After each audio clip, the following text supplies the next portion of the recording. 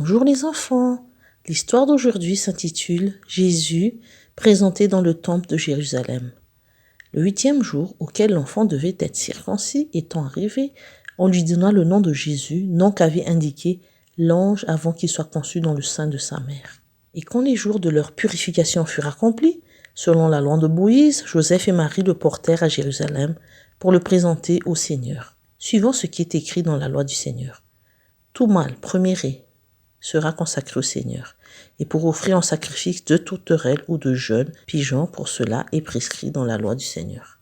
Et voici, il y avait à Jérusalem un homme appelé Siméon. Cet homme était juste et pieux, il attendait la consolation d'Israël, et l'Esprit Saint était sur lui. Il avait été divinement averti par le Saint-Esprit qu'il ne mourrait point avant d'avoir vu le Christ du Seigneur. Il vint au temple, poussé par l'Esprit, et comme les parents apportaient le petit enfant Jésus pour accomplir à son égard ce qu'ordonnait la loi, il le reçut dans ses bras, bénit Dieu et dit : « Maintenant, Seigneur, tu laisses ton serviteur s'en aller en paix, selon la parole. Car mes yeux ont vu ton salut, salut que tu as préparé devant tous les peuples, lumière pour éclairer les nations et gloire d'Israël ton peuple. » Son père et sa mère étaient dans l'admiration des choses qu'on disait de lui.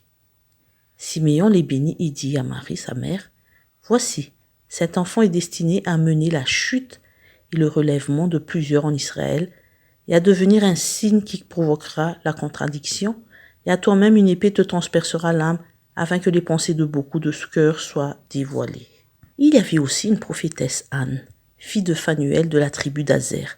Elle était fort avancée en âge, et elle avait vécu 7 ans avant son mari, depuis sa virginité.